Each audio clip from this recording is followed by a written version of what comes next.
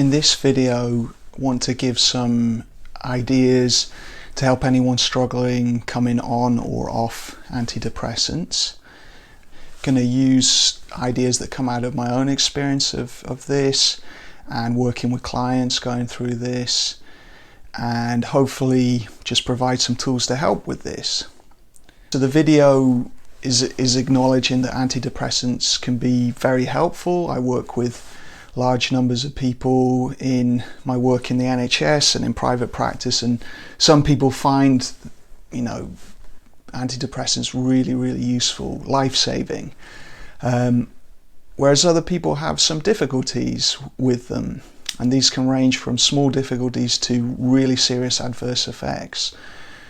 And then some people find that they just don't notice much coming on or off them or the effect of them. So we know that they vary widely in how they support people, how useful they are.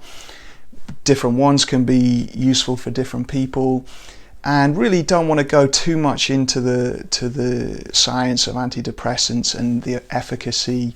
I go with what clients say. If people find them useful, great. If they don't, then let's develop some other skills to help. I guess the number one point in this video is that anything here is to support working with your GP or psychiatrist. And really, if you're having difficulty with your GP or psychiatrist and they don't feel like they understand this area, then get a second opinion, talk to someone else, check out someone who does understand this area.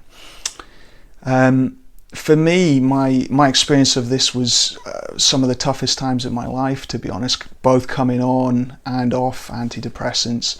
I was taking them in the past to help me with anxiety, obsessive compulsive disorder and depression, and I'd hit rock bottom at that point and was willing to try anything, and they were helpful with aspects of it. Helpful in getting me going and engaging with things that later became more of a support from therapy but the actual coming on and off them was really tough. I had so many different symptoms that if I was going to list them all, it would be a very long video.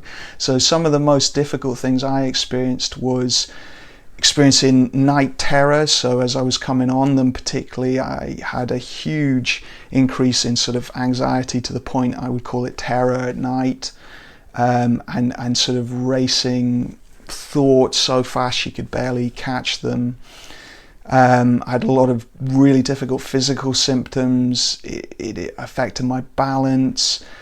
It affected perception and vision at times. I had this strange restless sensation in my tummy, like restless leg, but it was in my abdomen sort of 24/7, not a typical anxiety feeling that I had, a sort of deeper, strange, burning, restless feeling, and it knocked out digestion at times as well. I had a number of persistent periods of depersonalization which went on for months. I'd had episodic depersonalization and depersonalization as part of panic as a kid and throughout my life at different times, sometimes a little bit longer, but this was more enduring and more, a more severe experience of that, with lots of different symptoms within that, but essentially a sense of unreality and detachment in myself and towards the world. And so increased my anxiety and depression symptoms at times. So embodied anxiety, panic, and depression, a real heavy pain, lethargy, numbness, just really burny, heavy head that was really tough at times. Another symptom was anhedonia, so just flat emotion, no pleasure, no reward, just a kind of flatness. And then, the most overwhelming and difficult, and many people report this, was an increase in suicidal thoughts as well. So needless to say, if you're experiencing that, really reach out, talk to your doctor, talk to your GP, get some therapy, get some help. But it is a common thing that people can experience. So in my clients, I've seen people find them just life-saving and so helpful, and actually not have any problems going on to them or coming off them. Some people just report barely noticing going on or off them. And then other people with really intense adverse effects, including serotonin syndrome, where it sort of overwhelms the body's serotonin system, and you have all kind of nervous system problems that are a little bit like a kind of nervous system illness, really. What I want to do is focus more on what we can do to help this process. If you choose to go on them, then great. Hopefully they will really support you and be really useful.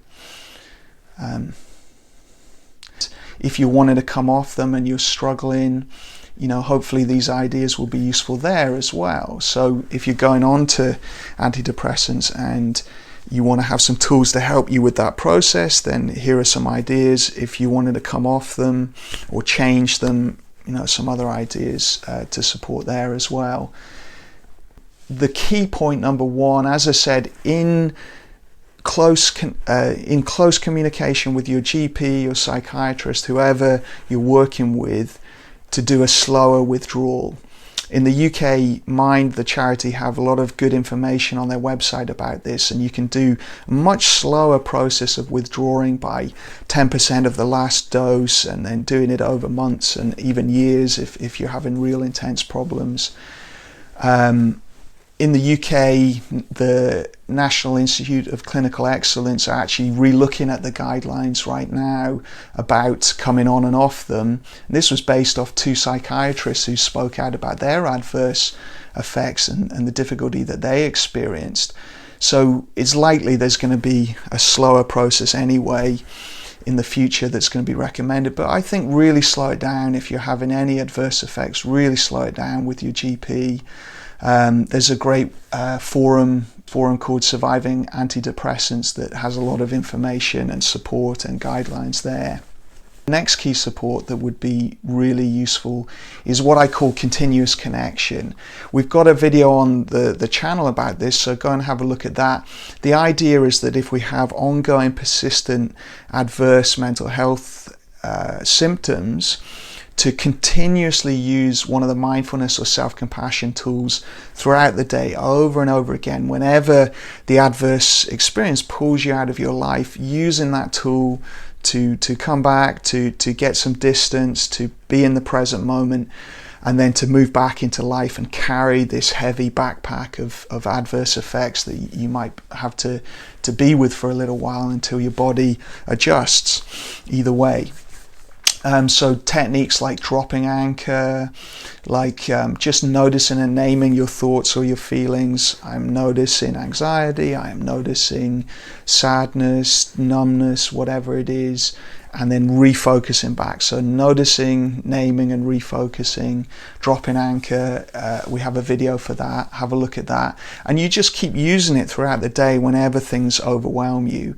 And at first, it'll feel like a raindrop on a fire, but as you strengthen it more and more, it'll become like a big hose pipe that can really, can maybe bring the fire down a bit. It might not put the fire out, but it will keep it within a manageable, controllable range.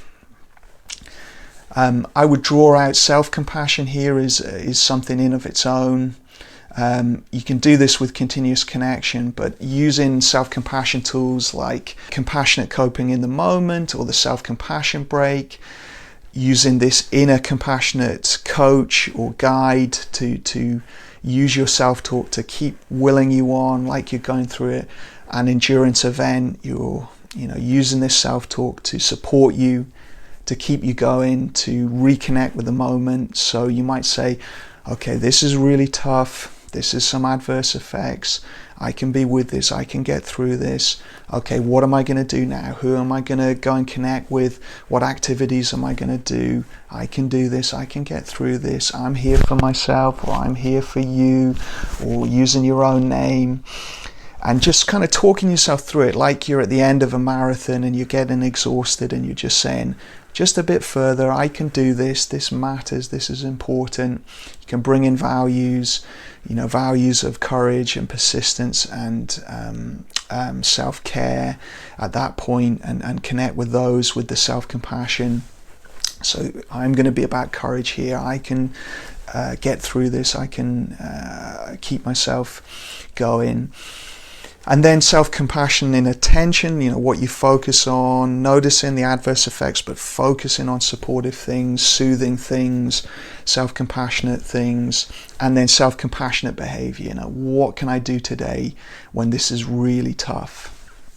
What's going to support me? Who can I connect with? What actions, behaviors, habits can I do that are going to make this more bearable? The next one is how we take our values into action. So using these values of self-care and self-compassion to start taking action. And we can use the drop and anchor and the continuous connection skills here. Russ Harris talks about with drop and anchor, if you're feeling the kind of shut down, you're going into that more depressed place, you've got hypoarousal, so you're feeling kind of numb, tired, detached, shut down, then notice and name that. So acknowledge that difficulty, that pain. Here is pain, here is something painful, name it. And then start to wake your body up with the movement part of dropping anchor. So move your fingers and toes, move your ankles, each part of the body bit by bit until you get some control over the body, and then go into action. What's the smallest step I could take today, the smallest goal that I can carry these adverse effects with me and take action on, and just start where you are in the present moment. What can I do now as an action that will support me? So continuous connection and this committed action can go together. And then the final one would be social support. So reaching out to people who understand this, who have experienced this, reaching out to friends who are supportive. If there's no one in your life that's supportive, then go on the internet, go to one of the forums, Surviving Antidepressants or something like that, and connect with people, or just even be around people. Sometimes to focus on it is not so helpful. So to talk about it, to analyze, to have all our focus on it might not be so helpful. So instead, go and connect with people, feel it like a backpack that you've got to carry, and then start to just focus on those people and what you're doing and the activities, and then refocus every time that these adverse effects come up again. And alongside that, we've got all the lifestyle supports that might help as well, like exercise. You might want to increase your exercise to help metabolize in this. Give yourself a chance for sleep. Get your diet as good as you can. Spend time outside in sunlight and nature. All of that stuff will help alongside the social support. And just keep going, keep persisting with this, and it will change, it will pass. And you'll get better and better at coping with this as you practice these skills.